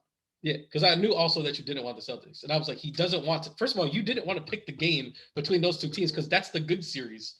It's like either one of those teams could win. Is there really a situation where we think Dallas is going to win against the Warriors? You know I picked Miami last time, right? Yeah, because they were playing the 76ers. I don't have a problem with pick. They were playing the Sixers before all the injuries, so it wasn't like Joel Embiid still tore his thumb like before that. He was still balling, bro. He was still. He just didn't break his orbital bone yet. He was still balling. He not literally James came Harden. back and won 2 games. Not James Harden. I'm not talking about James. I'm talking about the potential MVP. All right. Came in balling and won back-to-back games and tied the series up. It could have went either way. All right, we digress. My bad. All right, so yes, I picked Golden State. This joint is definitely a layup. Luka's about to get his face handed to it, and Chris Paul and Devin Booker are gonna be sitting at the crib like, see, we could have did this. Ain't no way Curry is letting that happen to them back again. No. Like, go ahead, Luka, drop your 40, because like I'll just drop a 40 and I'll have Klay Thompson drop 40 in a quarter. How about Facts. that? Like that's Facts. nothing. Fact. Anything you do is going to get washed by one of the Splash Brothers. I don't believe in Jalen Brunson like that, even though I know he's about to collect a bag this summer. No, I like what you call it more than I like Brunson, the kid Finney Smith. Yeah, Dorian Finney-Smith looking amazing. Yeah, that brother's tough. I just like him because he's a dog. He don't care about nothing that's happening on the court. Is he better than Rudy Gobert? Yes. He's south. I'm taking him over Rudy Gobert. Yes. You sound crazy. I don't care. Now you can try ask me these whack disrespectful questions and I'm gonna give you a whack disrespectful answer, man. Come on, man. So I'm all set with Rudy Gobert, bro. I'm all set, man. I'm all set with dudes not showing up when your team needs them to. That's why I'm because Dorian Finney-Smith always shows up. I'm all set with DeAndre Ayton. I've been saying this man does not, he's a defensive liability. This man does not want to bang in the low post. He won't get rebounds. What are you big for? What are you big for? Chris Paul is literally there and has made superstars out for throwing people alleys. I mean, throw you one alley a series because he's scared you about to break your little spine going down the lane to catch this basketball. Like, come on, man. Come on. Like, come on, man. You let Brunson box you out and grab a one-hand rebound, run the break, and then get a bucket. You ain't even crossed half court yet. Man, you should have smacked yourself in the face with some baby powder and sat you behind on the bench. I'm sorry, we digress. I don't know what none of that has to do with Golden State, Dallas. My bad. I'm sorry. He the same guy. Ebony and Ivory, they're the same guy. I ain't trying to hear it. But yes, Golden State and Dallas. Dallas is about to get waxed. Would you be surprised if they got swept? No, not in the least bit. And that's just gonna make the Phoenix loss even that much more painful. Okay, so we got like half an hour before this game starts. We pretty much know where it's going. Mm-hmm. I do kind of like that all the games started at like 8:30. I just wish it was a little bit sooner. Yeah. I wish like all the games were either 8 o'clock or 7:30. So like that way it's not 11:45 by the time the game is over. Right. At least with the East Coast games, like I get the West Coast games because of the time difference. Yeah. Sometimes they will start a little later, so I can understand that being at 8:30. But the East Coast games at least give us 8 o'clock, especially considering like I think the one thing that they miss out on is like one of the main majorities of your revenue or your entertainment or your fans are young athletes and kids who are still in school. So why do they have to be watching a game at 8:30 that don't go off to 11 or 12, knowing they got to go to school the next day? Like make that joint family friendly, man. Like for real. Is Luka the best player that's left in the playoffs? No. Who is? Steph Curry. I'm just asking. I mean, like he just hasn't been that this playoffs. I don't care. This team is in the Western Conference Finals, about to go to the finals and about to win another ring. Who's playing the Warriors in the finals? You still believe the Heat? And then they're going to get whacked in the finals. So we're pretty much saying the Warriors are the champions. That's what we're going with. Yeah, I think we said that like 10 episodes ago. We did. Yes. I really believed in Phoenix. I'm not going to lie. That I can't believe that they went out the way that they went out. Yeah. So, like, I'm now 100% on this Golden State Warriors. We was almost there because we both picked Phoenix and Golden State, and we were both excited about how that matchup was going to look. I think we both picked Golden State. But we did say it depends on like the Wiseman and all that. But like Golden State is like on another level, and Phoenix killed our dreams by not even making it there. That was supposed to be the series to watch out of the entire playoffs. Absolutely, they were on a crash course to each other. I was so excited, and then were the signs there? Because the Pelicans were giving the Phoenix Suns that work too for like all those games. Like, were the signs there? We just ignored them. It could have been. For me, I figured they was on cruise control and just trying to keep themselves healthy as they had a literally golden path to the Western Conference Finals. Not the golden path, bro. Another pun. Yes. Yes. All right. Like I know we're getting ready to leave the basketball talk. Bro, we gotta talk about Patrick Beverley. What we gotta say about him? What do you don't have any feeling? So for those who don't know, Patrick Beverley decided he woke up 7:00 in the morning after the Suns got waxed and went on every single ESPN show and was just bashing Chris Paul. Called the ball, told him that he was a traffic cone, saying that like, why does he deserve anything? Like, I don't understand. And it was just like, yo, just the biggest. What you got? Go ahead. I feel like you got something. Nah, I feel like if you ask me, he's a hater. He's a hater. I'm putting him in the same category as the people that was talking crazy about Kevin Samuels when he passed away. Ooh, damn. That's the way. Like, this man is a bitter housewife. Like, this man, like, I feel like you sued your spouse for half and got more than half and was still unhappy. Like, your kids are going to prep school and you got every car, you got the biggest house and the pool, and you still mad because your neighbor said hi to you and said good morning. He's being a cornball. So like he's 100% a cornball, right? Yes, and it sucks because I like his energy on the court and I like the way he plays ball, like all that scrappy talking crazy stuff. I'm with that within reason. You understand what I'm saying? But like when you take it to all that off court stuff, now it seems like hate. It's not within the line, so it's not basketball no more. This is hate, bro. This the way you shoved that man in his spine a season ago. I remember that. Like, bro, that was genuine hate.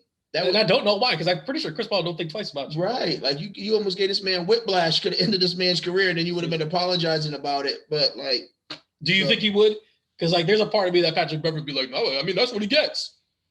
He'd be like, I'm not apologizing. I think if Chris Paul got injured, he would have been apologetic, but because he doesn't, that's where he was at. He apologized, but he was like, yeah, that's where I'm at. I'm like that on the court. But like he just making himself look real stupid, bro. That man is acting like Day-Day when that man Ice Cube was going to get the number from the Puerto Rican shorty, and I was like, you ain't gonna get it. You ain't gonna get it. I hope you don't get it. Like that's Pat Bev. Put his face. Somebody create that for me. Put that on his face and put it on Instagram. I'll like that joint 1,000 times. Like that joint is weak to me. It's weak.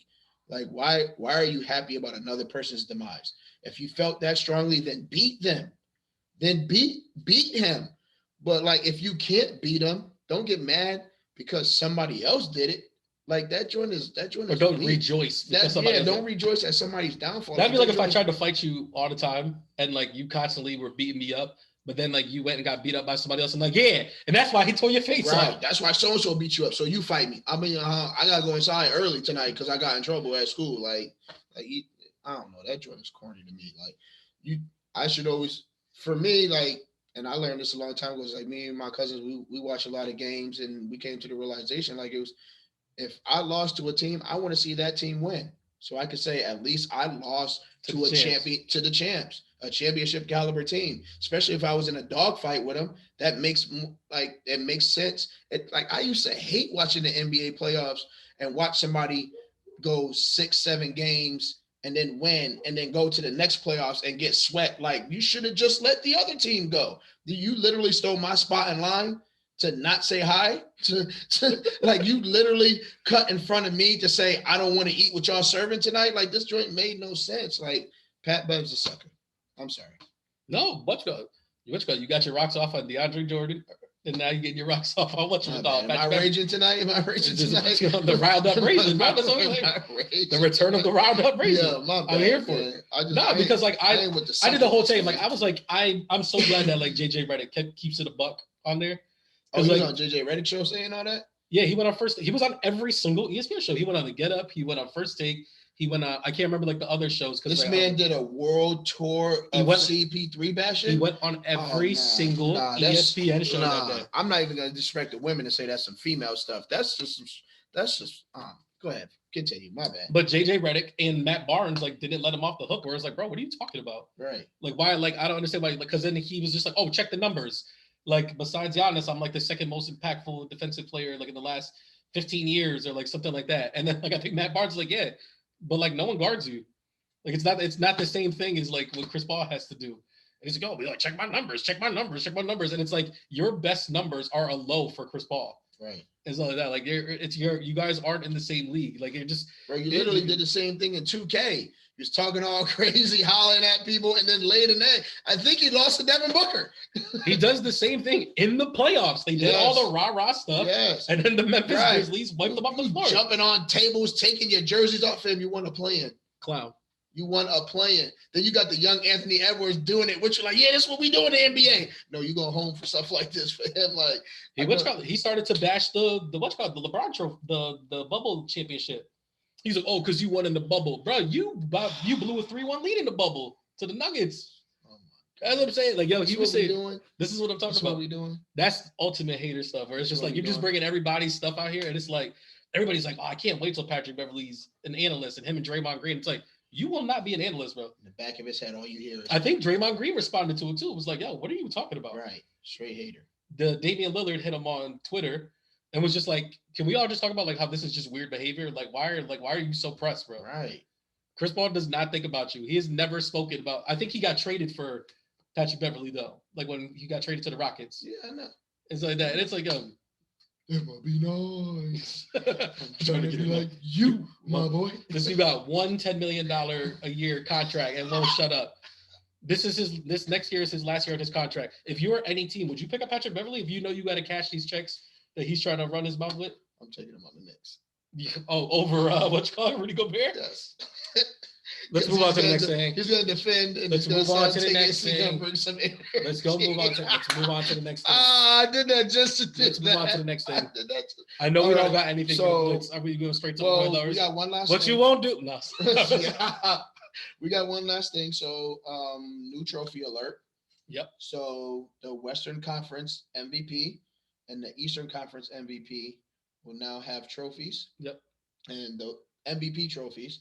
And the Western Conference MVP trophy will be named after Magic Johnson, and the Eastern Conference MVP will be named after Larry Bird. What you think about it? I think that's super fire. Did you get to see Larry Bird when they told him the news? Yes. I thought that was. I thought what his comment was dope too, because it was not only is it funny, is it classic Larry Bird, but it's still him continuously paying homage to the relationship that him and Magic had, and how one of them fed off the other, and their greatness is connected. Yeah.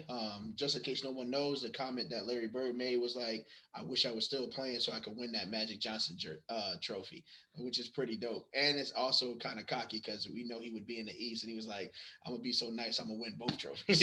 At least that's what I took from it, because that's Larry. You know, that's Larry. You know what I mean? But not like the way they portrayed him on Winning Time. Though. Like Winning Time, Larry is different, bro. They got that. Yo, listen, that brother's a menace. Yeah. Yeah. And that one scene where his brother came in and said something racist, and he was like, "Shut up." Yeah. He's like, "He's playing and I ain't." It's like, you checked him because Magic's playing, not because of the racist. I'm like, yo, Larry, you gotta check him on that writing for that, man. I got feeling some type of way. Feeling some type of way. Bring me some more dip. But yeah, I think it's fire. I don't know if like there were any other choices of potential suitors, but I don't think they got it wrong with the people that they picked. There's 2 more trophies too, and I wish I knew who it were off the top of my head. I think it's like the Western Conference champion is the Oscar Robertson Award. Okay. And then the Eastern, I want to say it's Bob Pettit. Okay. But like I don't want to say that and be wrong, because like I would feel like the obvious would be Julius Erving or Moses Malone or somebody like that, but I'm pretty sure it's Bob Pettit. Yeah, I just hope this doesn't lead into like 12 more trophies. Yeah, we don't need all that. Right.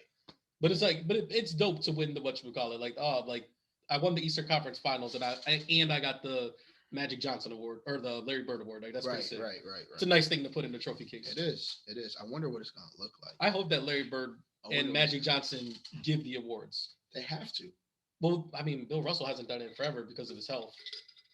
But he did it up until then. Yeah. But that's what I'm saying is like, I hope they're doing it because like Larry's still an executive.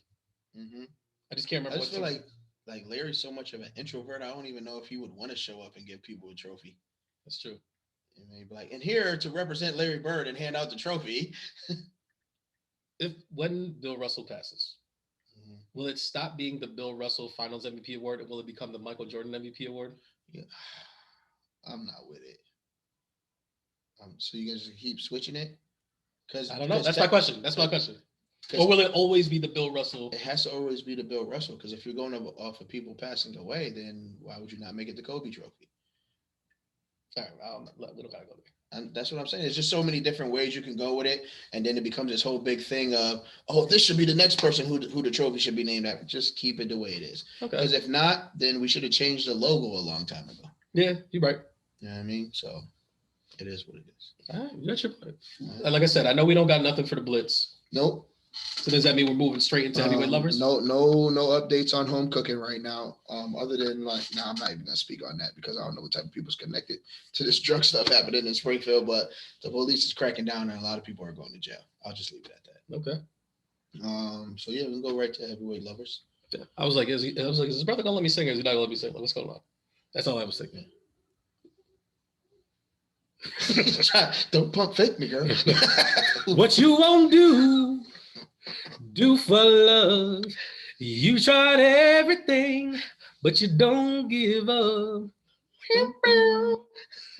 Now, I know last episode you said that you were doing like a 3-parter for Heavyweight Lovers about the good, the bad, the ugly on the in-laws. Yes. Not too loud. Yes. Cut it out. So, I know last week you did the good. Yes. So that means we got to move into the bad. Yes. So I mean, the table is set for you, sir. How do you want to proceed? I'll get right into it. All right. So, when you're dealing with in-laws, you kind of have to, at some point, love them from a distance. Okay. I'll say it that way because, the same way you would with like friends or family members, you have to understand that, like, while you still married into this family, you did not per se marry that person. You married your spouse. You did not marry their mother or their father.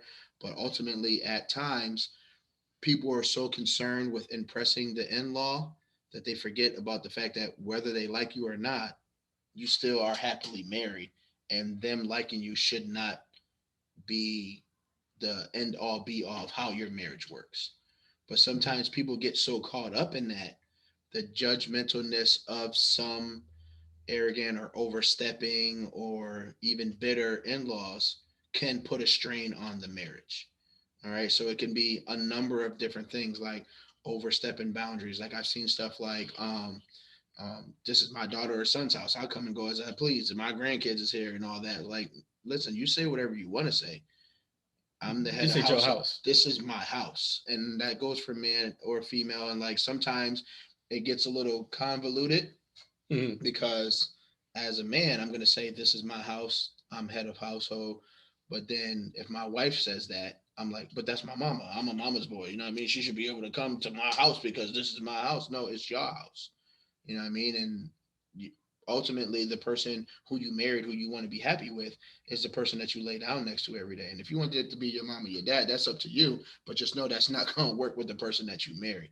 You know, so often at times you also have those clingy parent relationships where those that, or like mother to son or daughter to father, or even vice versa, depending on how that relationship was, it has been so clingy. And he who finds a wife finds a good thing, and shall detach themselves from their parents and cling on to their wife or husband and become one flesh. That's biblical, right? So the last thing you want is for that person to be so attached to their child that they feel like you have to share them with them.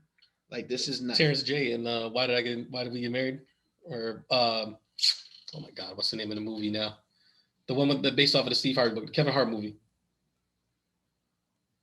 What do men want? Something like whatever the movie's called, but you know what I'm talking about. But that was Terrence J. Like Kevin Hart and Wendy Williams and all them in it. Yeah, and that was Terrence J's character. Oh yeah. That's what Kevin Hart was like, Miss Loretta, I'm ready for the rest of the tour. It's hilarious. I like when the little Spanish kid does it. I forget his name. I can't remember his name, but he's hilarious. I'll make sure to give him a shout out next time because I'll look it up. It was hilarious. But either way, a lot of those things need to be addressed early on. Because the more that they aren't addressed, the more they're going to fester. And when you let them fester, then that person assumes that you're comfortable with this. And once they assume that you're comfortable with this, then the overstepping of boundaries begins to happen. So it's like, not only am I going to do what I thought I wasn't going to be able to do, but it's being allowed, I'm going to see just how much further I can go. So now I'm going to do stuff like saying, oh, this is the living room set you're going with, or, oh, this is what you cook for dinner. Oh, what y'all doing tonight? Like, yo, don't call me after 8 if it's not an emergency. We kicking it as a family, or just doing little stuff like showing up and just opening the door, or I gave you an emergency key. Just emergency key argument is yo, that's a big one. Yo, the emergency key is a big one. Yo, just keying into the crib. Don't let me come home with someone who's not supposed to be here in my house. Yo, listen, or sitting on my couch eating my snacks. Or let me just not be on the couch. Maybe I just got out the shower and I decided I didn't want to throw clothes on right quick, and I'm just chilling in the towel, flicking through the things. Like, whoa. I might mess around, stand up, towel fall. Like, this is where we are now. This is where we are now. What are we doing right now? You know, so I think a lot of times, emergency key. Yeah, and mind you, this is just the bad. Next week we get to the next part, we get to the ugly. You know what I mean? Mm-hmm. So like, I won't get too far into that, but I'm just saying, like, a lot of these things become bad because they're not checked early on. You know, and sometimes as parents, you have that relationship with your child and you feel like you don't understand where they have become adults and they're still your child, which I get it, because my children will always be my children, but they will become young men at some point. And once they become young men or adult men, it's not my purpose to still treat them like children and think that I can always do these overstepping things just because I'm their parent. You know, at that point, it should be more about teaching and guidance on a more adult level rather than just feeling like I'm some form of royalty by taking away from your privacy or from your home setting or putting my 2 cents into your marriage. That's when things get bad, because now you put that spouse or your child in their marriage in the position of where they're choosing between the parent and their spouse, and you should never put anybody in that position. I'm do well with ultimatums. You should never put anybody in that decision because it's a lose-lose situation. I choose my spouse, I lose my parent. I choose my parent, I lose my spouse. And even if I don't like lose them, it still damages the relationship to where something is lost. Like, they don't always feel like they're measuring up to the person that you chose. Like, for me, the best way for it to work is by early communication. This is what's not going to happen, but that conversation shouldn't happen from me to my in-law. My spouse has to have that conversation, because then it's getting addressed. And then that representation of this is not just coming from me as the jerk. This is coming from us as a married couple agreeing that this should not be happening. So just so clear, like when there's a dispute or something that happens with the in-law, mm-hmm. is it the person's job to deal with their parent, or like, do you G-check the other person's parent? No, I think it's the child of the parent's job to represent both parties in that marriage. Okay, I see what you're saying. Yeah, I think it's a little tough, depending on what it is. We will get to the ugly. We will get to this is not the ugly. This is just the bad. It's not, because bad can be fixed. All right, it may be bad, but it can be fixed. That ugly stuff though is ugly. We're not gonna get to the ugly yet, because that's when the check-in and all that stuff comes in, and how that looks, how to do it professionally. So what's the difference between the bad and ugly? The bad is fixable. The ugly is not fixable. So I wouldn't say the ugly is not fixable, but things usually get really worse past bad. Okay. Before they get repaired. Okay. And sometimes it becomes strenuous. Some words may be shared that shouldn't have been shared, or the realization, like, because when you're sharing something with somebody and it's in a checking manner, that truth cuts a little deep. And then there has to be a mending, there has to be a healing process before that next conversation happens. And that's when things get a little ugly. When things get a little strenuous, because in that time that you're not talking to somebody, you know what's happening? Birthdays, cookouts, random sightings in the store. And now only thing we had was this ugly moment. So like, what's happening here, you know? So, but we'll get to that. But for right now, we're just dealing with the bad.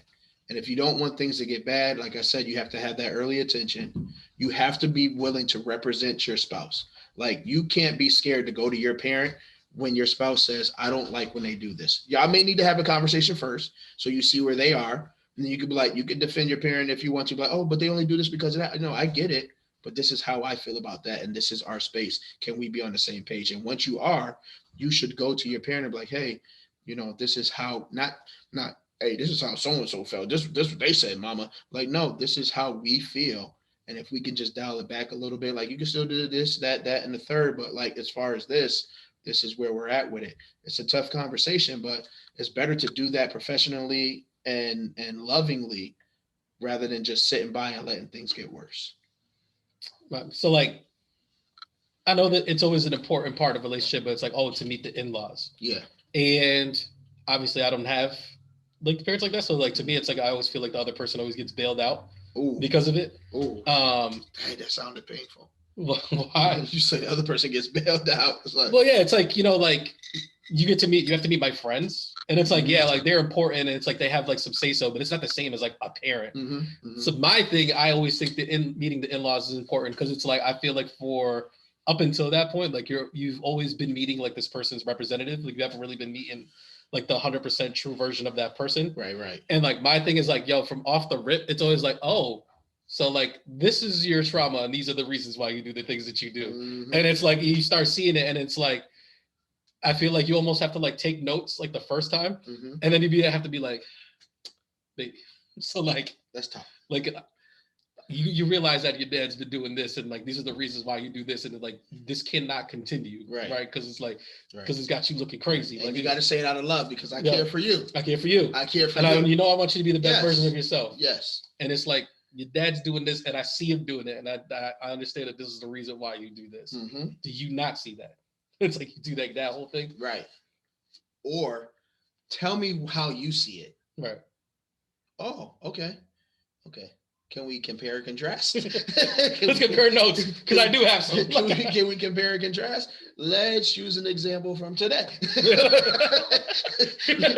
got to have that early conversation because the longer you wait, the more your spouse is not seeing it, and the more the in-laws becoming comfortable with it, and it's only going to get worse, or it's going to happen more often, and they're going to catch you on the wrong day where it hasn't been addressed.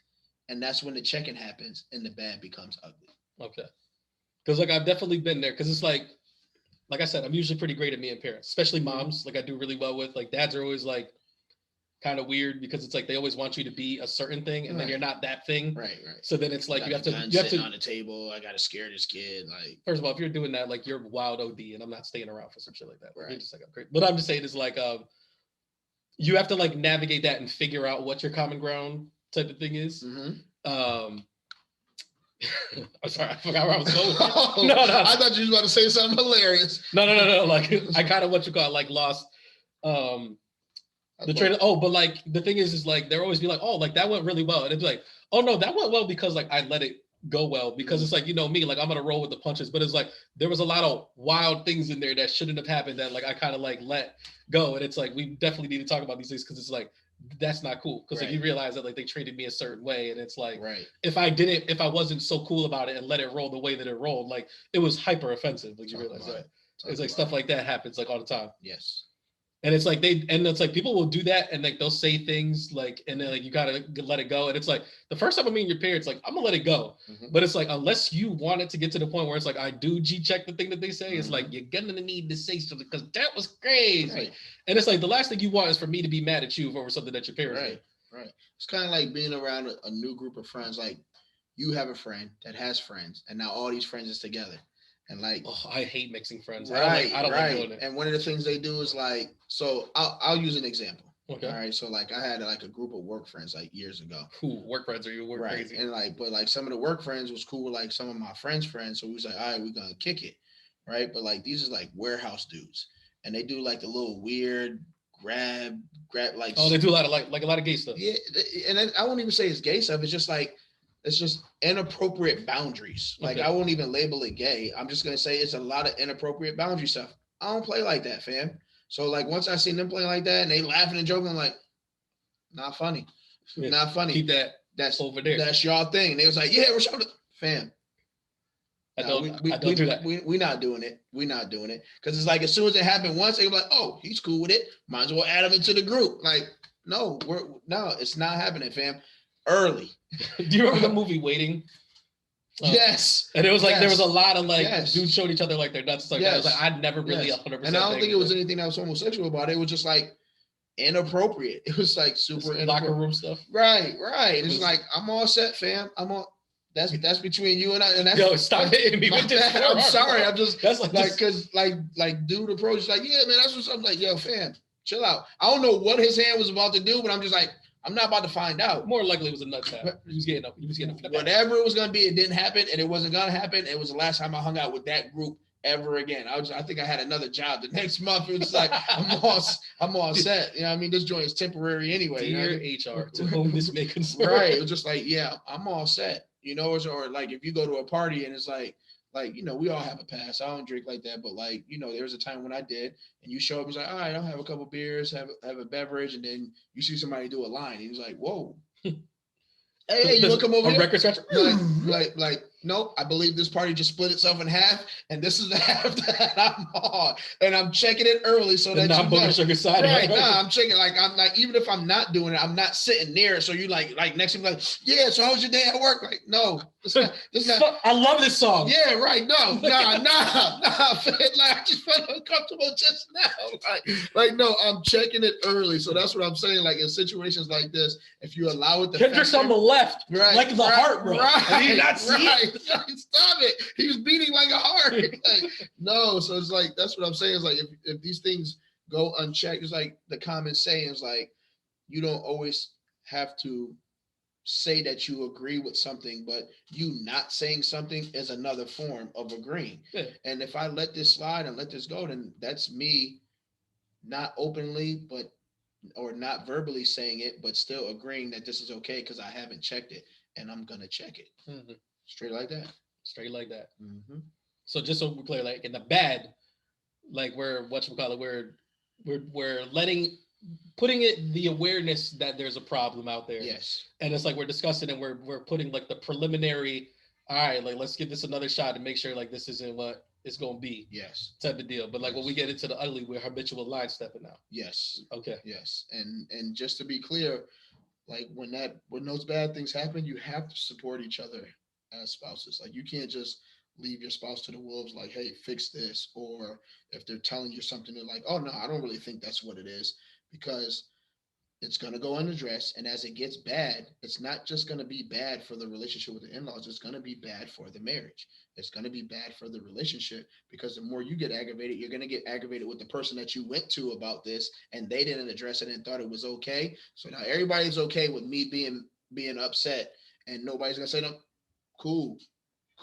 I'm not going to be where I'm not cool. Because you're going to be upset by the way that I handled this the next time around. That's the ugly. Facts. Or I'm just not going to be around. And unless I'm around, the more we grow apart. And then you find yourself into more ugly situations other than just dealing with them. So that's the ugly part too. When you start to separate yourself and do all that. Okay. We getting there. Okay. I'm just checking. I'm just paying attention. My guy paying attention. This is the Chris Paul to Blake Griffin. Not to DeAndre. Nah, because DeAndre comes like, DeAndre.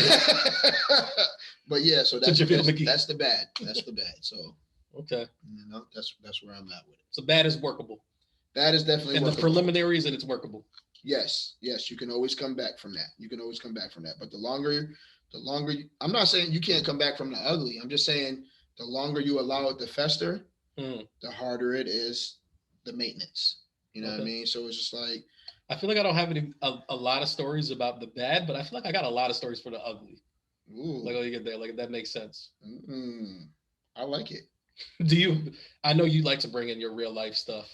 Do you have a nope. Nope. You know. Nope. Not gonna do it. Not this time around. You gotta figure this one out on your own.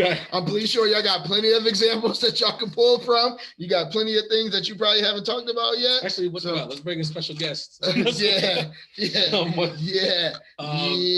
you have any other closing thoughts, or did you want to move on to the cultural gem? I don't think I had any more closing thoughts. I think that's where I'm at with it. All right. Shine bright like a diamond. So, I have I'm sorry. Lost my train of thoughts right quick. I do have a cultural gem. Okay. The only problem is like I didn't know if I picked this one already, so I Okay. had to check my list first. All right. Okay. My list is a little far from me. Give me a second. Hey, here we go. You stop throwing. Being rough with my things. There you go. Okay. I think I might be okay. 27. Yo, we're on 40? Yeah. It's pretty dope, right? Damn. And it hasn't been taken. Right. So wait, that would mean, because if we're on episode 48, there's only been 8 episodes where you didn't have a cultural gem?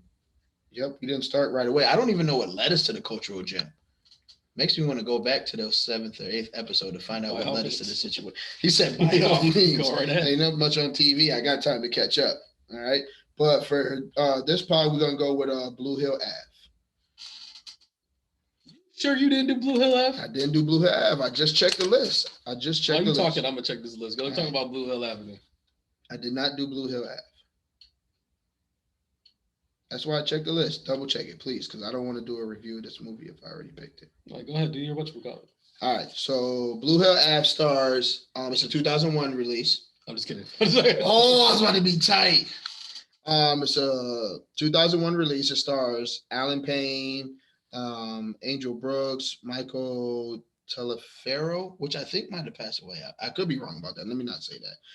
Clarence Williams, you know who Clarence Williams is, right? Yep. From Tales from the Hood. Welcome to hell. Sorry. Throw that in there. You got Aaron Spears. You got William Johnson. You got oh shoot, Pooch Hall was in this from what's that? The Game. Yeah, I didn't even know he was in this. That's he might have been like a kid. He might have been a kid. Because it's definitely 2001. And Brandon Heyman. He always plays like the little kid in Mad Black movies. Like y'all the ones that killed Big Mama. Right, that is him. That is him. The little kid from Big Mama. So Blue Hill Avenue is it is a movie about like money and drugs. But more or less, we love those movies. I'm sorry, man. This is the era that that's all they let us make at that time. That's all they let us watch. It was a trap. But yeah, Alan Payne is like the leader of like a group of friends who like started hustling when they were like teenagers or something like that, dropping fumble in the bag, and then they grew up into men and like generally like took over the area where they are at, and that area is Blue Hill Avenue. And Alan Payne's getting to a point where he's deciding like he may not want to be in the game anymore. And then of course, when that happens, you know, a number of different tragic things happen that either keeps you in the game or you expire in the game or you get away, but you lose the majority of everything trying to get out of the game. So it's a really good movie. I think Michael does. Yeah, he has one of my favorite scenes where like Alan Payne's sitting in the car and he's about to pull off because they just had an argument as friends. And he looks in the window, and he knocks on the window. He just looks through the window and he's like, roll the window down. It's the most iconic scene ever. The thing is, like, the whole time that you were talking about it, I was like, wow, I do not remember the line that he says here. It must have been really impactful. And then you did run with us. Like, oh, yeah, that is right. This man rolls the window. I was like, that was not a big line. If I gotta punch this window, it always tickled. You realize the brothers here tickled. I thought you was gonna do like a big speech. Nah, man. I was like, wow, I do not remember. It was like a real brother moment. Like, you about to make me talk through this window? Roll the window down. That man rolled the window down. I love that part of the movie. But yeah, if you get an opportunity, go ahead and check it out. That's Blue Hill Avenue. What's it on? Where can people? Oh, my phone just died. Help me out. My phone just died. I'm tripping. I know for one thing. What do you know for one thing? It's on Voodoo. I know it's on Voodoo. I know it's Blue Hill Avenue. I know what. Have you seen it before? Yeah, I seen it way back. Like we're talking about like VHS days. Right. I don't think it was one of my favorite movies though, if I'm being honest. It is more. It's low budget. That's kind of way. I guess that's kind of way to put it. Yeah, it's a good way to put it. But I think it's still, some of those low budget movies that still rock. So it's on YouTube. It's on YouTube. It's on Apple TV. Okay. It's on Amazon Prime. Okay. It's not on Voodoo? It's on Voodoo, baby. Voodoo, baby, will not let you down. Voodoo will not let you down. I got the app. I'm going to go on it one day to see like what's actually on Voodoo. Like I need to know. Please do, because I need to know as well. Like, do I need to send an email to the voodoo people? Like, listen, like we do nothing but talk about you on the podcast. Like, I need you to get a sponsorship. I need you to just go to the Cultural Gem for 48 episodes. It's not that long. Just check. You got timestamps. You got timestamps. Yeah, I think you need to send them an email. I might. I'm gonna check out the app first. Might be our first official sponsor. Man, it's about time. Hey. I'm still waiting for Wings Over to whatchamacallit to hit us up. Hey, word. You got a nasty nugget?